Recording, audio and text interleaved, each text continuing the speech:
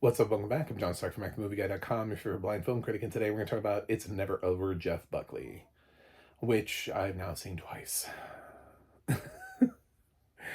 I saw this movie, it was part of my for your consideration package, and then surprisingly it landed on HBO Max with audio description. I hadn't released my review of it yet, so I was like, "Ah, I'll watch it again." I don't usually watch documentaries twice. It's not usually a thing that I do.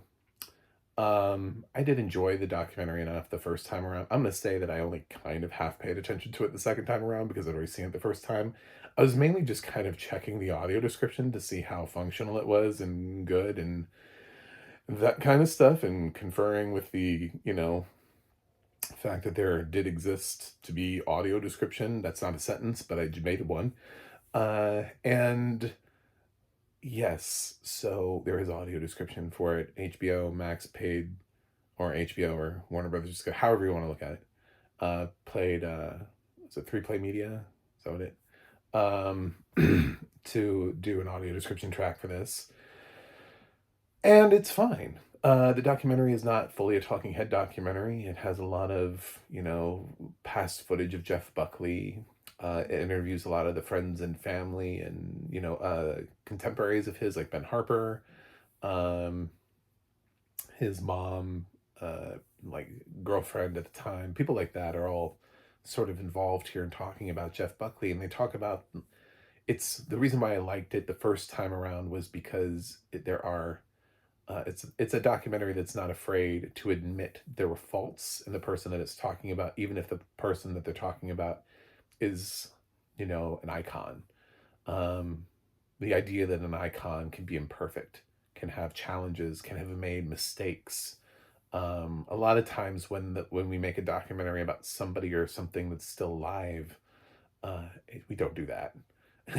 you know, the documentary is just like, and then the errors that they admit to are kind of like light. They're like, oh yeah, I should have been a better father. Like, well, that's deep. I don't know. It feels like we don't really get to the truth of some of these things. But then afterwards, when people feel like they can comment freely, and a lot of it becomes sort of more publicly known because of the distance and the time, and I think that's what becomes interesting. So, if you're a fan of Jeff Buckley's, this is a great documentary for you. Another film I reviewed this year already was Ai Weiwei's Turn Dot, which has Ai Weiwei, who's this artist from China, doing Turn Dot. And anyway, the director in that film um, has no idea what opera is. None. Uh, is focused purely on Ai Weiwei and does not understand his target demographic, has no idea, and constantly plays Nessun Dorma, which is the one of the most overdone opera arias. But the kind of people who are going to show up to a documentary about opera are the kind of people who are not going to be impressed by the repetitiveness of somebody constantly rehearsing Nessun Dorma and not playing the rest of the music from Turandot. It would be like like selling you a Jeff Buckley documentary where the only thing he sings is Hallelujah, which is not even a song he wrote. It's a cover that he's famous for. So thank God they don't do that. There is Hallelujah in here, but there's plenty of his other music in here as well. Like, you don't actually get to Hallelujah till like towards the end.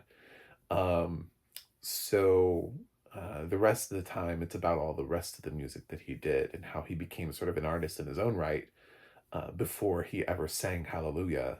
And it does talk about Hallelujah instead of just using it as a backdrop. It addresses how he felt about the song, how he interpreted it to be about sex and not about religion, and how that's what he put into the way he was singing it. So um, it actually utilizes it as part of the documentary instead of, uh, just this reminder that there's this fun thing that you like about him. Because probably if you're here for Jeff Buckley, you want to know the story of Jeff Buckley. You're already a fan of Jeff Buckley. Like you've already checked these boxes. Hallelujah is the song that you play in the trailer for a Jeff Buckley biopic. You know what I'm saying? Like that's how you get the general audiences who don't know who Jeff Buckley is. That's the kind of thing that you do. So luckily this director avoids that completely, and I appreciate them for that. So unfortunately this now I did have a review for this film and I'm deleting it. We're doing this one now. Um and it did not make the Oscar shortlist for documentary feature, so it's kind of dead in the water.